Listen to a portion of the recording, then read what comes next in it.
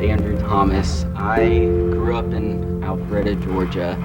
I always believed that God existed, but I never really cared to seek out a relationship with Him. To me, I always just saw religion as kind of a crutch for poor and weak people to use in order to feel better about themselves.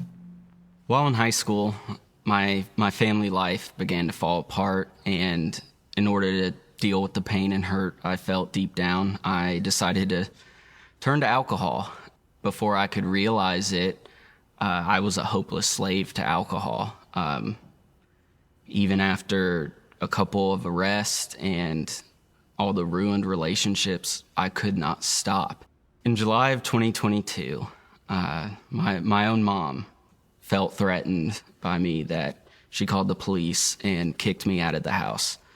In that moment, I realized that I was completely out of control. Decided then that it wasn't sustainable to go on living the way I was, and I checked myself into rehab. I haven't had a drink of alcohol since.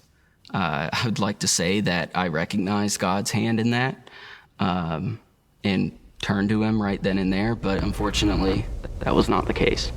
8 months after I left rehab, work slowed down a lot and I became really depressed. For some reason, when in the past I would have turned to alcohol, I decided to pick up my Bible and to pray constantly for the first time in my life. One night when I was really struggling, I forced myself to go to my small group and I shared with them and we prayed. And that very night, I had a dream that I was standing face to face with Jesus.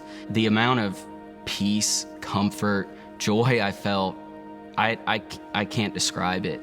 I realized that at the end of the day, Jesus is all that matters.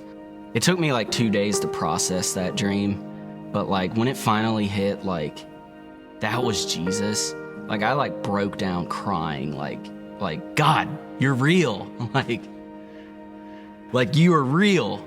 He rescued me from alcoholism and sin, and now I desire to give my whole life over to Jesus Christ.